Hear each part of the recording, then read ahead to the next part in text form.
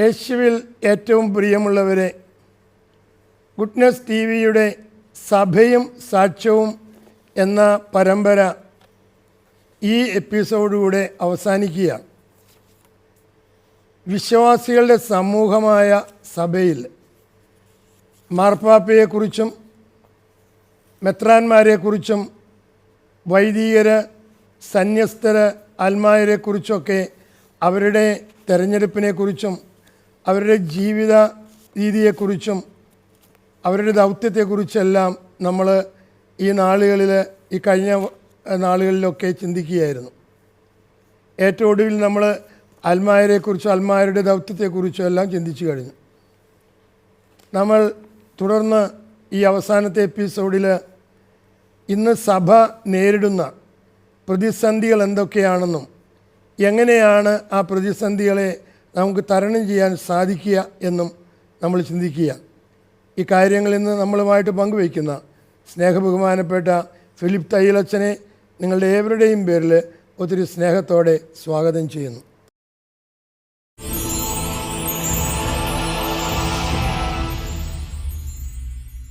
അവസാനത്തെ എപ്പിസോഡിൽ നമ്മൾ ഈ സഭ ഇപ്പോൾ നേരിടുന്ന പ്രതിസന്ധികളെക്കുറിച്ച് എന്താണെന്നും അതെങ്ങനെയാണ് നമുക്ക് തരണം ചെയ്യാൻ സാധിക്കുമെന്നുള്ള കാര്യങ്ങൾ ഒന്ന് പ്രതിപാദിക്കുന്ന ഒന്നായിരിക്കും. ഇന്ന് സഭ ലോകത്തിൽ നിരവധിയായിട്ടുള്ള പ്രതിസന്ധികൾ നേരിടുന്നുണ്ട്. പ്രത്യേകിച്ച് നമ്മുടെ കേരളത്തെ സംബന്ധിച്ചിടത്തോളം കേരള ക്രൈസ്തവ സഭാ സമൂഹം നേരിടുന്ന പ്രശ്നങ്ങൾ നിരവധിയാണ്. ഒരുപക്ഷെ ഈ അടുത്ത കാലത്ത്, സമീപകാലത്ത് ഒന്നും നടക്കാത്ത വിധത്തിലുള്ള പ്രതിസന്ധികൾ ഇന്ന് സഭ നേരിടുന്നുണ്ട്. അതിൽ ഏറ്റവും പ്രധാനപ്പെട്ട പ്രതിസന്ധിയായിട്ട് എനിക്ക് തോന്നുന്നത് വിശ്വാസ സംബന്ധമായിട്ടുള്ള പ്രതിസന്ധിയാണ്. അതായത് ആത്മീയ ജീവിതത്തിൽ, വിശ്വാസികളുടെ ആത്മീയ ജീവിതത്തിൽ, മതപരമായിട്ടുള്ള ജീവിതത്തിൽ ഒരു താല്പര്യക്കുറവ് വിശ്വാസികളുടെ സമൂഹത്തിന് ഉണ്ടായിട്ടുണ്ട്. ഒരു മാന്യത, ഒരു താല്പര്യക്കുറവ് ഉണ്ടായിട്ടുണ്ട്. അതുപോലെ തന്നെ ഒരു സമർപ്പണത്തിൻ്റെ കുറവ് ഉണ്ടായിട്ടുണ്ട് എന്ന് ഇത് എൻ്റെ വ്യക്തിപരമായിട്ടുള്ള അഭിപ്രായമാണ്. പക്ഷേ അതിൻ്റെ കാരണം എന്തെന്ന് ചോദിച്ചു കഴിഞ്ഞാൽ ഈ ഒരു വിശ്വാസത്തിലുള്ള മാന്യത, വിശ്വാസസംബന്ധമായിട്ടുള്ള കാര്യങ്ങളിലുള്ള ഒരു തീക്ഷ്ണത കുറവ്. ഉദാഹരണമായിട്ട് ഈ നമ്മുടെ കുടുംബ പ്രാർത്ഥന, അത് നേരത്തെ നമ്മുടെ കുടുംബങ്ങളിൽ നടത്തിയതുപോലെയുള്ള പ്രാർത്ഥനകൾ ഇന്ന് പല കുടുംബങ്ങളിലും ഇല്ല എന്നുള്ളതാണ്. അതുപോലെ തന്നെ പള്ളിയിലേക്ക് വിശുദ്ധ ബലിയിൽ പങ്കെടുക്കാനായിട്ട് വരുന്ന ആളുകൾ പഴയതുപോലെ ഉള്ള ഒരു ആളുകളുടെ താല്പര്യവും ഒന്നും ഇപ്പം ചിലയിടത്തെങ്കിലും അനുഭവപ്പെടുന്നില്ല എന്നുള്ളതാണ്. അല്ല, കോവിഡിന് ശേഷം ഇപ്പോൾ പല ആളുകളും വീട്ടിലിരുന്ന് തന്നെ ഓൺലൈനിൽ കുർബാനയാണ്. ഇപ്പോഴും ഉണ്ടത്. ഉണ്ട്. അതുപോലെ തന്നെ ഈ കുദാശകളുടെ സ്വീകരണത്തിൽ, കുമ്പസാരം എന്നുള്ള കുദാശയുടെ സ്വീകരണത്തിലുമൊക്കെയുള്ള സ്വീകരണത്തിലുമൊക്കെ ആളുകൾ ഒരു കുറവ് ഇങ്ങനെ ഇടവകയിലെ വൈദികർ പറഞ്ഞു കേട്ടിട്ടുള്ളൊരു കാര്യമാണ്. അതിൽ മുമ്പ് നമ്മൾ പറഞ്ഞതുപോലെ ഭക്തസംഘടനകളിൽ ഉള്ള ആളുകൾ, അതിലേക്കുള്ള അംഗങ്ങളുടെ കടന്നുവരവിന് താല്പര്യക്കുറവ്, ഇങ്ങനെ വരുമ്പോഴത്തേക്കും പൊതുവിൽ ഒരു മാന്ദ്യം ആത്മീയ കാര്യങ്ങളിൽ ഉണ്ടെന്നുള്ളതാണ്. അപ്പോൾ ഇങ്ങനെ സംഭവിക്കുന്നൊരു കാര്യം എന്ന് പറഞ്ഞിട്ടുള്ളത്, കാര്യം നമുക്കതൊരു നിസ്സാരമാണെന്ന് പക്ഷെ തോന്നാമെങ്കിലും അത് ക്രൈസ്തവരുടെ ജീവിതത്തിൻ്റെ പല മേഖലകളെയൊക്കെ പ്രതികൂലമായിട്ട് ബാധിക്കുന്നുണ്ടെന്നുള്ളതാണ്. എന്ന് പറഞ്ഞു കഴിഞ്ഞാൽ മനുഷ്യൻ്റെ ആത്മീയമായിട്ടുള്ള വളർച്ച അത് വളരെ പ്രധാനപ്പെട്ടതാണ്. മനുഷ്യൻ അപ്പം കൊണ്ട് മാത്രമല്ല ജീവിക്കുന്നത് എന്നുള്ളതാണ്. ദൈവത്തിൻ്റെ വചനം കൊണ്ടുകൂടിയാണ് ജീവിക്കുന്നത്. വചനത്താൽ പരിപോഷിപ്പിക്കപ്പെടണം, കുദാശകളാൽ പരിപോഷിപ്പിക്കപ്പെടണം മനുഷ്യർ ആണ്. ആരെന്നിലും ഞാൻ അവനിലും വസിക്കുന്നവൻ ഏറെ ഫലം പുറപ്പെടുവിക്കുന്നു. അപ്പോൾ ഈ കുദാശകളിൽ നിന്നും ദൈവവചനത്തിൽ നിന്നും ഒക്കെ അകന്ന് ജീവിക്കുമ്പോഴെന്ന് വെച്ച് കഴിയുമ്പോൾ അതിൻ്റെ കാരണങ്ങൾ പലത് നമ്മൾ പറയുന്നുണ്ടെങ്കിൽ അതിലൊരു കാരണമായിട്ട് നോക്കുന്നത് നമ്മൾ ഈ ഭൗതിക കാര്യങ്ങളിലുള്ള താല്പര്യം വിശ്വാസികളുടെ ഇടയിൽ പണ്ടെങ്ങും ഇല്ലാത്ത വിധത്തിൽ വർദ്ധിച്ചു വന്നിട്ടുണ്ടെന്നുള്ളതാണ്. ഒരു സംശയമില്ല. അപ്പോൾ ഈ ലോകം നൽകുന്ന സുഖങ്ങൾ സൗകര്യങ്ങൾ ഒക്കെ അത് പറ്റുന്നിടത്തോളം ഉപയോഗിക്കണം, അത് നേടാനായിട്ട് ശ്രമിക്കണം എന്നുള്ളതാണ്. നല്ല വിദ്യാഭ്യാസം, നല്ല ജോലി, നല്ല ജീവിത സൗകര്യങ്ങൾ, അപ്പോൾ ഇങ്ങനെ ഉള്ള ഇതിന് വേണ്ടിയിട്ടുള്ള ഒരു ഓട്ടം, ഇത് സമ്പാദിക്കാനായിട്ടുള്ള ഒരു ഓട്ടം ക്രൈസ്തവരുടെ ലോകത്തിൻ്റെ പുറകെ പോകുന്ന പോലെ ലോകത്തിലെ മറ്റാളുകൾ ചെയ്യുന്ന പോലെ ക്രൈസ്തവരുടെ ഇടയിലും അങ്ങനെ ഒരു സ്വാധീനം ഉണ്ടായിട്ടുണ്ട്. അപ്പോൾ അതിൻ്റെ സ്വാധീനം എന്ന് പറയുന്നത് നമ്മുടെ പരസ്യങ്ങൾ, ടി വിയിലുള്ള പ്രത്യക്ഷപ്പെടുന്ന ചില പരസ്യങ്ങളും അതുപോലെ നമ്മുടെ അടുത്തൊക്കെ ജീവിക്കുന്ന ആളുകളുടെ സമൂഹത്തിലെ ചില നമ്മൾ കണ്ടുവരുന്ന ചില നടപടിക്രമങ്ങളും ഈ താല്പര്യങ്ങളും എല്ലാം നമ്മളെ സ്വാധീനിച്ചിട്ടുണ്ടെന്നുള്ളതാണ്. ഞാൻ അച്ഛനോട് ഞാനൊന്ന് ഇൻ്ററപ്റ്റ് ചെയ്യുന്നതിൽ ക്ഷമിക്കണം. കാരണം എൻ്റെ വ്യക്തിപരമായിട്ട് അഭിപ്രായത്തിലാണെങ്കിൽ യേശു പ്രസംഗിച്ച സുവിശേഷം ദാരിദ്ര്യത്തിൻ്റെയും സഹനത്തിൻ്റെയും സുവിശേഷം. ദരിദ്രരെ നിങ്ങൾ ഭാഗ്യവാന്മാർ, എൻ്റെ പിന്നാലെ വരാൻ ആഗ്രഹിക്കും, കുരിശെടുത്തുകൊണ്ട് വരാനാണ് കർത്താവ് പറഞ്ഞത്. പക്ഷേ ഇന്ന് വചനപ്രഘോഷണ രംഗത്ത് പ്രവർത്തിക്കുന്ന പല ആളുകളും പ്രസംഗിക്കുന്നത് സഹനത്തിൽ നിന്ന് മാറുക, സമ്പന്നതയുടെ സുവിശേഷമാണ്. സമ്പന്നതയുടെയും സമ്പത്തിൻ്റെയും സുവിശേഷം, പിന്നെ സുഖലോലുവിടെ സുവിശേഷം. അതുകൊണ്ട് രോഗശാന്തിയെയാണ് മുഴുവനും ഹൈലൈറ്റ് ചെയ്യുന്നത്, രോഗം മാറുക. അതുപോലെ തന്നെ ഈ അടുത്ത കാലത്ത് ഞാൻ കണ്ട ഒരു വീഡിയോ ആണ്. ആ വീഡിയോയുടെ തലക്കെട്ട് തന്നെ ക്യാപ്ഷൻ തന്നെ ഇങ്ങനെയാണ്: സാമ്പത്തിക മേഖല വർദ്ധിപ്പിക്കുന്നതിനുള്ള ഒരു ശുശ്രൂഷ. എന്നിട്ട് അത് പറയുന്നത് ഇങ്ങനെയാണ്: ഈ സഹോദരൻ ഒരു സ്ഥലത്ത് ധ്യാനിപ്പിച്ചു കഴിഞ്ഞപ്പോൾ ധ്യാനത്തിൽ പങ്കെടുത്ത ആ വ്യക്തിക്ക് അന്ന് ഒരു പെട്ടി ഓട്ടോ മാത്രം ഉണ്ടായിരുന്നുള്ളൂ. ധ്യാനത്തിന് ശേഷം ഈ മനുഷ്യന് 6 ടിപ്പർ ലോറിയും ഒരു JCBയും മറ്റ് ചില വാഹനങ്ങളൊക്കെ സ്വന്തമാക്കാൻ സാധിച്ചു എന്നുള്ള ഒരു സന്ദേശം അവിടെ കൊടുക്കുന്നു. ഈ വീഡിയോയിൽ കിടപ്പുണ്ട്. അപ്പോൾ അങ്ങനെയുള്ളൊരു സന്ദേശം കൊടുക്കുമ്പോൾ നമ്മൾ എന്ത് സന്ദേശമാണ് സമൂഹത്തിന് കൊടുക്കുന്നത്? അത് വളരെ അപകടകരമായ ഒരു അവസ്ഥയാണ്. അപ്പോൾ ഈ സുഖലോലുപതയിലേക്ക് പോകാനായിട്ട് അതാണ് ഏറ്റവും പ്രധാനപ്പെട്ടതെന്നും ജീവിതത്തിലെ ഏറ്റവും പ്രധാനപ്പെട്ടതെന്നും ഒക്കെ കാണിക്കത്തക്ക വിധത്തിലുള്ള ഒരു ഇതാണത്. അതൊക്കെ വാസ്തവത്തിൽ മനുഷ്യരെ സ്വാധീനിക്കുന്നുണ്ടെന്നുള്ളൊരു കാര്യമാണ്. അപ്പോൾ ഞാൻ പറഞ്ഞു വരിക, അപ്പോൾ ആത്മീയ രംഗത്ത് ഉള്ള ഒരു ശുഷ്കാന്തി കുറവുണ്ടായിട്ടുണ്ടെന്നുള്ളതാണ്, താല്പര്യക്കുറവുണ്ടായിട്ടുണ്ട്. നമ്മൾ 1-2 തവണ നമ്മുടെ ഈ പരമ്പരയിൽ പറഞ്ഞിട്ടുള്ളൊരു കാര്യമാണ്. ഞായറാഴ്ച ദിവസം കാറ്റഗിസം നമ്മുടെ ഇടവകളിൽ നടക്കുന്ന കുട്ടികളുടെ മതബോധനം, ആ കാറ്റഗിസം പോലും വേണ്ടെന്ന് വെച്ചിട്ട് കുട്ടികളുടെ ട്യൂഷന് വേണ്ടിയിട്ട് കുട്ടികളെ വിടുന്ന മാതാപിതാക്കന്മാരൊക്കെ ഉണ്ട്. അപ്പോൾ അതിൻ്റെ പ്രയോറിറ്റിയിൽ പുറകോട്ട് പോവുകയാണ്. മതത്തിൻ്റെ ആത്മീയത എന്ന് പറയുന്നത് അത് പിന്നീട് പ്രയോറിറ്റിയിൽ 2-ാമത്തേതും 3-ാമത്തേതുമായിട്ട് മാറുന്നുണ്ട്. പക്ഷേ അതുകൊണ്ട് എന്ത് സംഭവിക്കുന്നു എന്ന് പറയുമ്പോൾ അതൊരു വളരെ പ്രധാനപ്പെട്ട ഒരു കാര്യമാണ്. അപ്പം ആത്മീയതയിൽ അടിയുറച്ച ഒരു ക്രൈസ്തവ ജീവിതം അല്ലെങ്കിൽ അത് നമ്മുടെ ജീവിതത്തെ എല്ലാ മേഖലകളും ബാധിക്കും. ഉദാഹരണമായിട്ട് കുടുംബ ബന്ധങ്ങളെ ബാധിക്കും എന്നുള്ളതാണ്. മാതാപിതാക്കന്മാരും മക്കളും തമ്മിലുള്ള ബന്ധം, മക്കളെ എങ്ങനെ വളർത്തണം എന്നുള്ളതാണ്. അപ്പോൾ മാതാപിതാക്കന്മാർ ആ രീതിയിൽ വളർത്തുന്നില്ല എന്നുള്ളതാണ്. മാതാപിതാക്കന്മാരുള്ള കടമ എങ്ങനെയായിരിക്കണം മക്കൾക്കുള്ളത് എന്നുള്ളത്, ഇത് നമ്മുടെ വിശ്വാസം നമ്മെ പഠിപ്പിക്കുന്നൊരു കാര്യമാണ്. എങ്ങനെ പഠിപ്പിക്കും? അതുപോലെ തന്നെ ദമ്പതികൾ തമ്മിലുള്ളൊരു ബന്ധം, ഇത് നമ്മുടെ വർദ്ധിച്ചു വരുന്ന ഈ വിവാഹമോചനങ്ങൾ നമ്മൾ ഓർക്കണം. കുടുംബത്തിലെ ചില പ്രശ്നങ്ങൾ, മക്കൾ അനുസരണയില്ലാതെ പോകുന്നതും ഒക്കെ ആയിട്ടുള്ള, അതുപോലെ തന്നെ മക്കൾ വഴിതെറ്റിപ്പോകുന്നൊരു ഇതാണ്. മാതാപിതാക്കന്മാർ അവരുടെ ആത്മീയതയുടെ കാര്യത്തിൽ ശ്രദ്ധിക്കുന്നില്ല.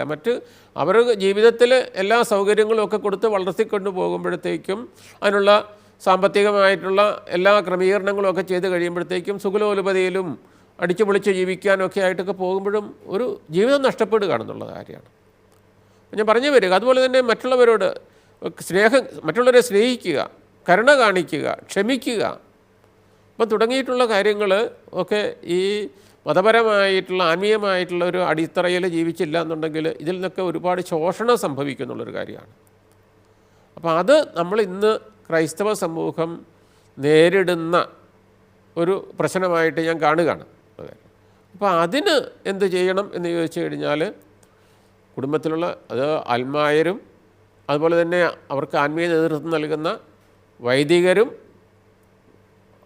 അതുപോലെ തന്നെ പിതാക്കന്മാരും അതിൽ ആ കാര്യത്തിൽ ശ്രദ്ധിക്കേണ്ടതാണ് ഒരു കാര്യം. എങ്ങനെ ഈ ഒരു പ്രതിസന്ധിയെ തരണം ചെയ്യാനായിട്ട് സാധിക്കും എന്നുള്ളത് ചിന്തിക്കുകയും അതിനുള്ള നടപടിക്രമം നടത്തുകയും വേണ്ടതാണ്. ഇത് ഒന്നാമത്തെ ഒരു കാര്യമാണ്. അപ്പോൾ ആത്മീയ കാര്യങ്ങളിലുള്ള ഒരു ശുഷ്കാന്തിക്കുറവ്, ഒരു മന്ദോഷ്ണത, ഒരു പിന്നോക്കം പോക്ക് ഉണ്ടായിട്ടുണ്ട്. രണ്ടാമതൊരു കാര്യം എന്ന് പറയുന്നത്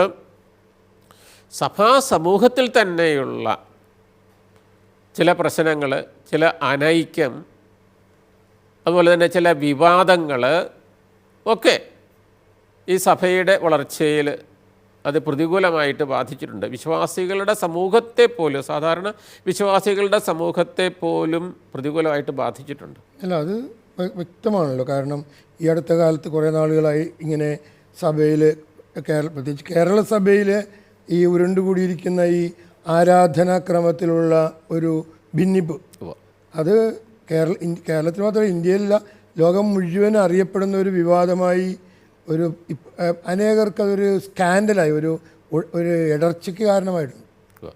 അത് സാറ് ഇപ്പം പറയുന്നത് സാധാരണ അൽമായരുടെ ഒരു ഫീലിംഗ് കൂടെ മനസ്സിലാക്കിക്കൊണ്ടാണെന്ന് ഞാൻ കരുതുന്നതെന്നുള്ള കാര്യമാണ്.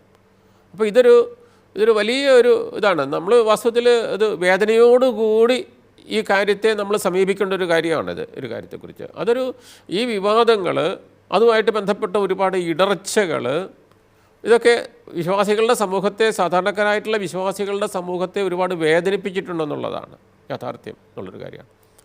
അപ്പോൾ ഇത് നമ്മൾ ചിലപ്പോഴെങ്കിലും നമ്മൾ ഈ ന്യൂസൊക്കെ കാണുമ്പോഴും അല്ലെങ്കിൽ ചില വാർത്തകളൊക്കെ കേൾക്കുമ്പോഴും നമ്മൾ ഉപയോഗിക്കുന്ന പദങ്ങൾ എന്നൊക്കെ പറയുന്ന, ഞാൻ ആരെയും ഒരു ഭാഗം ചേർന്നുകൊണ്ട് ഞാൻ പറയുന്നതല്ല, നമ്മുടെ ക്രൈസ്തവോചിതമായിട്ടല്ലാത്ത രീതിയിലാണ് ഇങ്ങോട്ട് വന്ന് ചിലപ്പോൾ അഭിപ്രായ വ്യത്യാസങ്ങൾ, ഒരു കാര്യത്തിൽ അഭിപ്രായ വ്യത്യാസങ്ങളുണ്ടാകാം.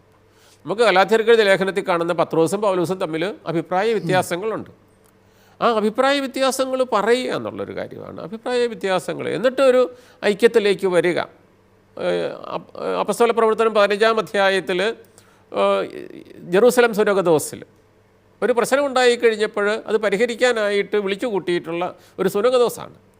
ആ സുനഗദോസിൻ്റെ ഒരു തീരുമാനം അനുസരിച്ച് മുന്നോട്ട് പോയി എന്നുള്ള ഒരു കാര്യമാണ്. സത്യത്തിൽ അഭിപ്രായങ്ങൾ വെട്ടി തുറന്ന് പറയുക, അത് മാന്യമായ രീതിയിൽ പറയുക എന്നിട്ടൊരു തീരുമാനത്തിലേക്ക് വരുമ്പോൾ അപ്പോൾ അഭിപ്രായങ്ങൾ അന്വേഷിക്കുക, ആളുകളുടെ അഭിപ്രായം, ഇതൊക്കെയാണ് നമ്മുടെ ഒരു ശൈലി എന്ന് പറയുന്നത്. പക്ഷേ അതിങ്ങനെ വ്യക്തിപരമായിട്ടുള്ള പിന്നെ ഒരു വാശി പോലെയായിട്ട് വരുന്നത്. ഞാൻ ഈ വിഷയത്തിലേക്ക് കടക്കുന്നില്ല, എങ്കിലും ഞാൻ അതിൻ്റെ എന്താണ് അതുകൊണ്ട് സംഭവിച്ചിരിക്കുന്നതെന്ന് വെച്ച് കഴിഞ്ഞാൽ ക്രിസ്തുവിൻ്റെ സഭ വീണ്ടും മുറിപ്പെടുന്നു എന്നുള്ളതാണ്. ക്രിസ്തുവിൻ്റെ മുറിവ് വീണ്ടും സഭാ ശരീരത്തിലുള്ള മുറിവ്. പൗലോസ് അപ്പോസ്തലൻ പറയുന്നത് അക്ഷരം പ്രതിയല്ല, അതായത് നിങ്ങൾ മൂലം വിജാതീയരുടെ ഇടയിൽ ക്രിസ്തു മലിനം, അതായത് ക്രിസ്തുവിൻ്റെ നാമം ലജ്ജിക്കപ്പെടുന്നു, നാണക്കെടുത്തപ്പെടുന്നു.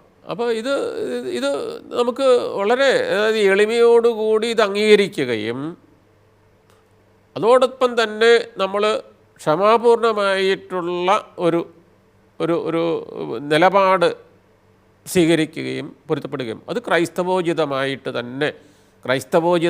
തന്നെ പരിഹരിക്കേണ്ട ഒരു വിഷയമാണ് ഇത് എന്നാണ് എനിക്ക് ഈ കാര്യത്തെക്കുറിച്ച് പറയാനുള്ളത്. ഇത് ഉണ്ടാക്കിയിട്ടുള്ള മുറിവെന്ന് പറയുന്നത് ഇതുവഴിയായിട്ട് നഷ്ടപ്പെട്ടു പോകുന്ന, വിട്ടുപോകുന്ന ചെറുപ്പക്കാരൻ മനുഷ്യരെത്രയുണ്ടെന്ന് ഓർക്കണം. അതായത് ഒന്നാമതേ ഒരു വിശ്വാസസംബന്ധമായിട്ടുള്ള കാര്യങ്ങളിൽ ഒരു മന്ദോഷ്ണത ഉണ്ടായിട്ടുണ്ട്. അപ്പോൾ ഇത് കൂനിന്മേൽ കുരു എന്ന് പറയുന്നത് പോലെ തന്നെ ഈ കാര്യവും ഇതുപോലെയുള്ള മറ്റു ചില വിവാദങ്ങളും ഇത് ഉണ്ടായിട്ടുണ്ടെന്നുള്ളതൊരു കാര്യമാണ്. അതുകൊണ്ടാണ് കൗണ്ടർ വിറ്റ്നസ് എന്ന് പറയുന്നത്, എതിർ സാക്ഷ്യം ഉണ്ടായിട്ടുണ്ട് എന്നുള്ള കാര്യം നമുക്ക് മറച്ച് വയ്ക്കാനായിട്ട് പറ്റില്ല. കാരണം ഇത് ലോകത്തിൽ മുഴുവനും അറിഞ്ഞിട്ടുള്ളൊരു കാര്യമാണ്. സജീവമായിട്ടുണ്ടായിരുന്ന ഒരു സഭയ്ക്ക് പറ്റിയിട്ടുള്ള ഒരു വീഴ്ച, അപജയം എന്നുള്ളതാണ്. അത് എത്രയും വേഗം പരിഹരിക്കുക എന്നുള്ളൊരു കാര്യമാണ്. അതിന് പരിഹരിക്കാനായിട്ട് സാധിക്കുന്ന ആൾക്കാർ അതിന് മുന്നോട്ട് വരേണ്ടതായിട്ടുണ്ട്. അതാണ് എനിക്ക് അതേക്കുറിച്ച് പറയാനുള്ളത്. പിന്നെ മറ്റൊരു കാര്യം, ഇതുമായിട്ട് ബന്ധപ്പെട്ട ഒരു കാര്യം, അതായത് ചില സ്കാൻഡലുകൾ, ചില അപവാദങ്ങൾ എന്നൊക്കെ പറയുന്ന അതും വിശ്വാസികളുടെ സമൂഹത്തെയൊക്കെ ബാധിച്ചിട്ടുണ്ട്. ഇപ്പോൾ സീസറിൻ്റെ ഭാര്യ എന്താണ് സംശയങ്ങൾക്ക് അതീതം ആയിരിക്കണം എന്ന് പറയുന്നൊരു കാര്യം, പ്രത്യേകിച്ച് ഈ സഭയ്ക്ക് നേതൃത്വം കൊടുക്കുന്ന ആളുകൾ, വിശ്വാസികളെല്ലാവരും ബാധിക്കുന്നൊരു കാര്യമാണ് എങ്കിലും സഭയ്ക്ക് നേതൃത്വം കൊടുക്കുന്ന വൈദികർ, പുരോഹിത, അതുപോലെ തന്നെ സമർപ്പിതർ, മെത്രാന്മാർ, അവരുടെ വിളിക്കനുസരിച്ചുള്ള, ഞാനടക്കമുള്ള ആൾക്കാരുടെ കാര്യമാണ് പറയുന്നത്, വിളിക്കനുസരിച്ചുള്ളൊരു ജീവിതം നയിക്കുക എന്നുള്ളൊരു അതൊരു പ്രധാനപ്പെട്ട ഒരു കാര്യമാണ്. അതിലെങ്കിലും ചിലപ്പോഴെങ്കിലും ഇങ്ങനെയുള്ള ഈ വിഭാഗത്തിൽപ്പെട്ട ആളുകൾ ചില ആരോപണങ്ങൾക്കൊക്കെ വിധേയരായിട്ടുണ്ട്. അതും ഇന്ന് സഭ നേരിടുന്ന പ്രശ്നങ്ങളിൽ പെട്ടതാണ് എന്ന് പറയേണ്ടിയിരിക്കുന്നുള്ളതാണ്.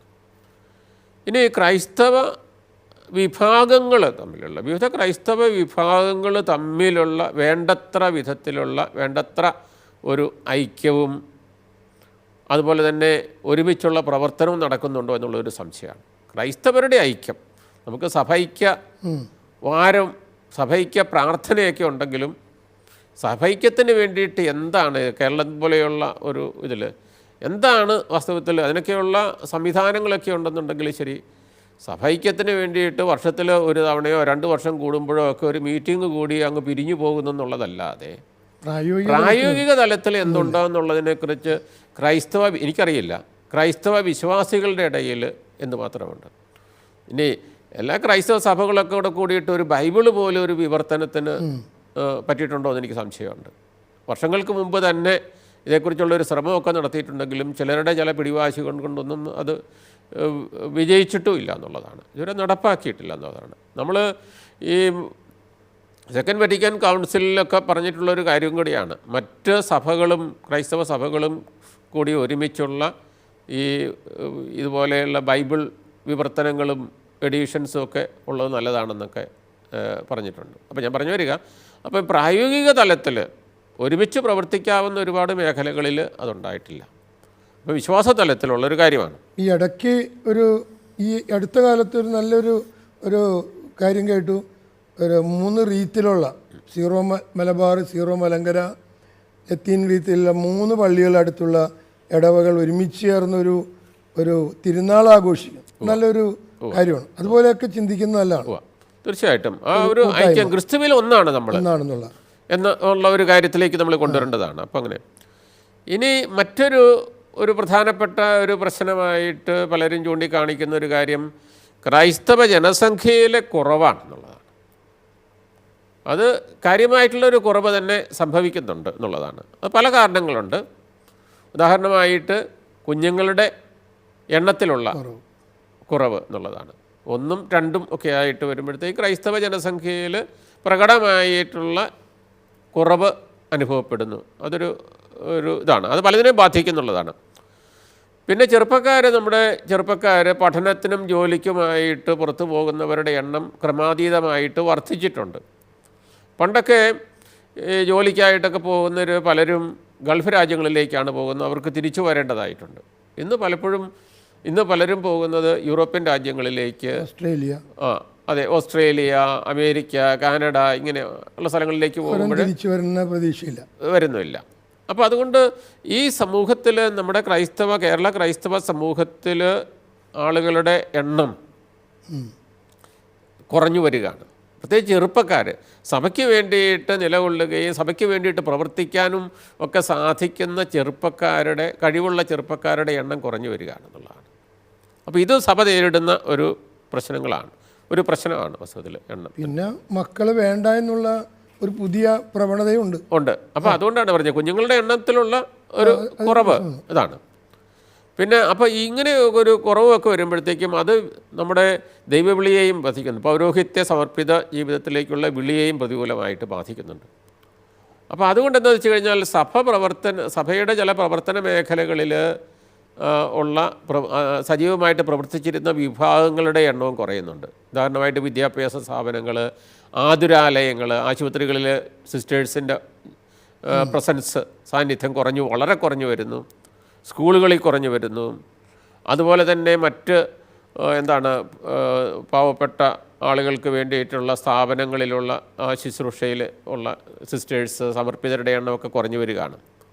അപ്പോൾ ഇത് നമ്മൾ നേരിടുന്ന മറ്റൊരു ക്രൈസ്തവ സമൂഹം നേരിടുന്ന ഒരു പ്രശ്നമാണ്. അതുപോലെ തന്നെ മറ്റൊരു പ്രശ്നം എന്ന് പറയുന്നത് കേരളത്തിലെ ക്രൈസ്തവർ പല മേഖലകളിലുമൊക്കെ മുൻപന്തിയിലായിരുന്നു.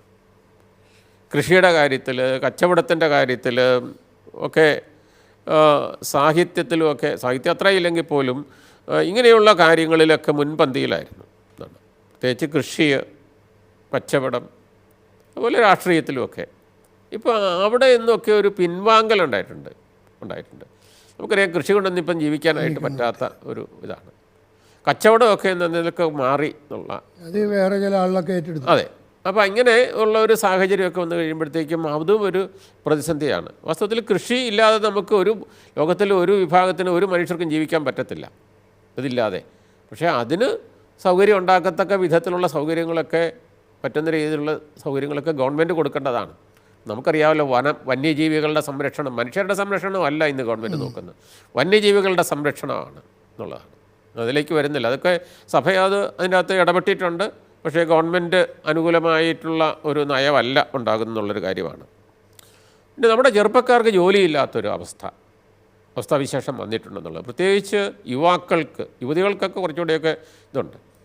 അതുപോലെ തന്നെ മറ്റൊരു പ്രശ്നം എന്താണെന്ന് വെച്ച് കഴിഞ്ഞാൽ, വിവാഹിതൻ ആകാൻ പ്രായമായിട്ടും പ്രായം കവിഞ്ഞിട്ടും ജീവിത പങ്കാളിയെ കിട്ടാത്ത ഒരുപാട് യുവാക്കളുണ്ട്. കിട്ടാത്തത് കൊണ്ട് പിന്നെ ചില ആൾക്ക് ഇത് വേണ്ട, ഫ്രീ ബേർഡ് സംസ്കാരം.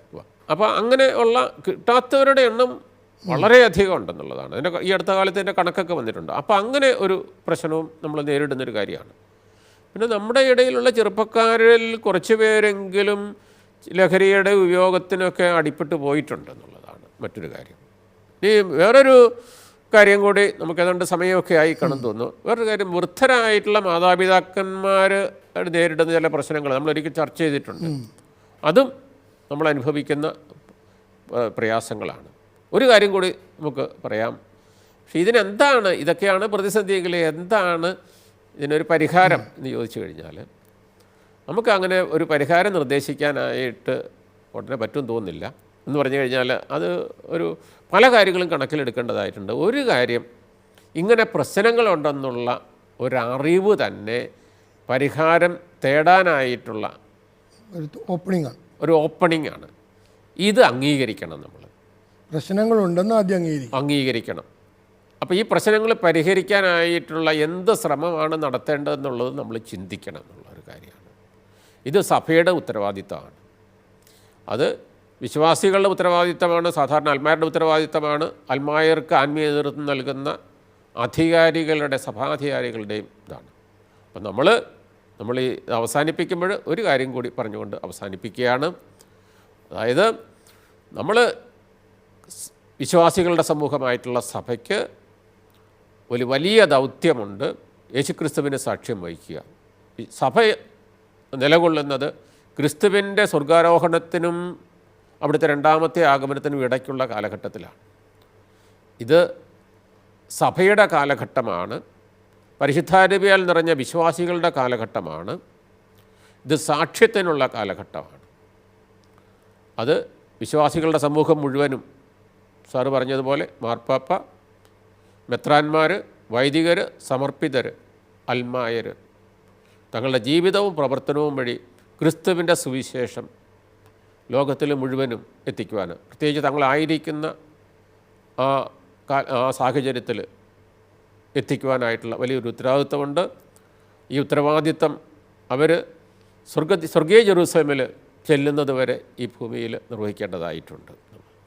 യേശുവിൽ ഏറ്റവും പ്രിയമുള്ളവരെ, നമ്മുടെ സഭയും സാക്ഷ്യവും എന്ന പരമ്പരയിലെ ഈ അവസാനത്തെ എപ്പിസോഡിൽ നമ്മൾ ചിന്തിച്ചുകൊണ്ടിരുന്നത് ഇന്ന് സഭ നേരിടുന്ന പ്രതിസന്ധികൾ എന്തൊക്കെയാണെന്നും എങ്ങനെയാണ് നമുക്കതിനെ തരണം ചെയ്യാം എന്നൊക്കെയാണ്. ബഹുമാനപ്പെട്ട അച്ഛൻ നമ്മളുമായിട്ട് പങ്കുവച്ചു. ഈ പ്രതിസന്ധികൾ എന്തൊക്കെയാണെന്ന് തിരിച്ചറിയുമ്പോൾ തന്നെ അതുതന്നെയാണ് പരിഹരിക്കാനുള്ള ആദ്യത്തെ പടി. നമ്മൾ അംഗീകരിക്കുക പ്രശ്നങ്ങളുണ്ടെന്ന്, എന്നിട്ട് ഒരുമിച്ച് അതിന് പരിഹാരം ചെയ്യാൻ കണ്ടെത്തുക. ഇപ്പോൾ ഈ എപ്പിസോഡിലും ഈ പരമ്പരയിൽ ഉടനീളം നമ്മളുമായിട്ട് തൻ്റെ ചിന്തകൾ പങ്കുവെച്ച സ്നേഹബഹുമാനപ്പെട്ട ഫിലിപ്പ് തയ്യലച്ചനെ നിങ്ങളുടെ ഏവരുടെയും പേരിൽ ഒരിക്കൽ കൂടെ ഒത്തിരി സ്നേഹത്തോടെ നന്ദി പറയുന്നു. നന്ദി, നമസ്കാരം.